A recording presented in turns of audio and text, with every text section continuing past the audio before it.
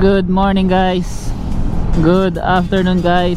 So ngayong araw pupunta tayo sa may Family Feud para manood ng taping.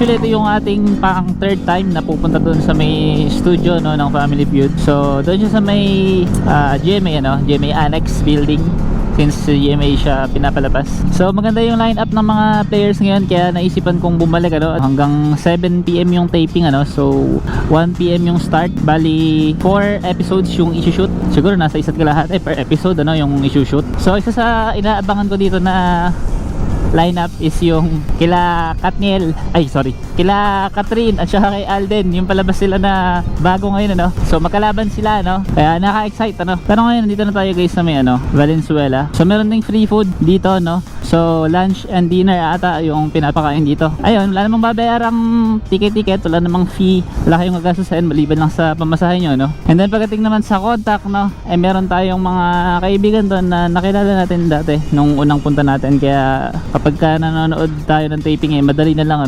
so sabihin lang natin sa kanila na nanonood tayo and then matik na yun, makakapasok tayo sa loob. Saka short vlog lang to pakita ko lang sa inyo yung experience natin. Family Feud. Oops, solid line yun. Kuya, dito na ako kasala si Fiang. This is ABS-CBN Foundation.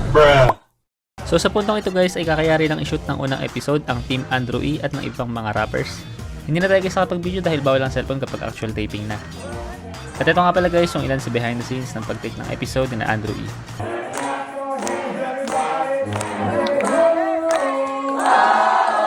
Medyo may kalakihan nga din pala yung studio guys ng Family Feud. At pagdating naman guys sa temperature ay mas malamig ito ng konti kaysa sa mga mall.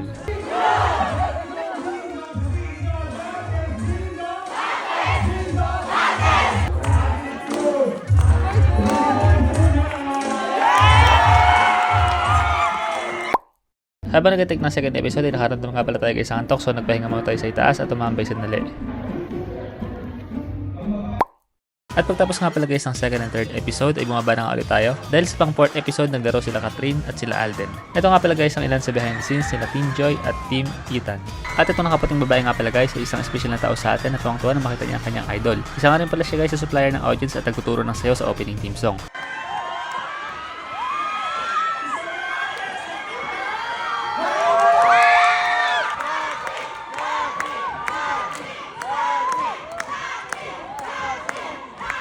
At pagkalipas nga pala guys ng ilang minuto ay nagsimula na ang i-shoot ang opening theme song ng Family Feud at ang pagsayaw ng mga audience sa opening. Okay, stand by! Running 5, 4, big round of applause! Kasama si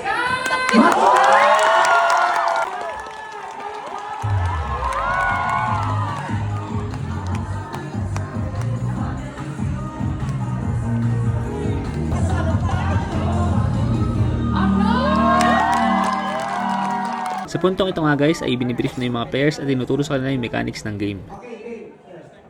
Okay, ganito po. Mag-start po yung show. Nandiyan po kayo, nakapreset, pumapalakpak. Tapos, reverse over po namin si Dom. Let's play round 1, Catherine and Alden. Let's play. Okay, let's cheer. Ayan. Ayan ang face off. Yan.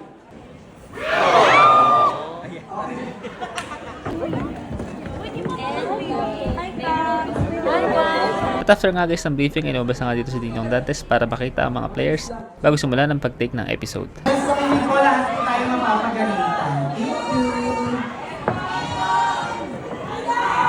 At sa kalagitnaan nga pala guys ang taping ng panghuling episode ay nakaramdam na naman tayo ng antok, kaya tumambay lang tayo dito sa itaas at tag-antay na lang na matapos ang shoot at tag-antay ng pagkain. Ito nga pala guys yung itsura ng itaas ng studio. Dito nga pala guys nag-aantay yung mga audience bago mag-start yung taping. At dito rin iniwan yung mga gamit na hindi pwedeng dalhin sa ibaba ng set.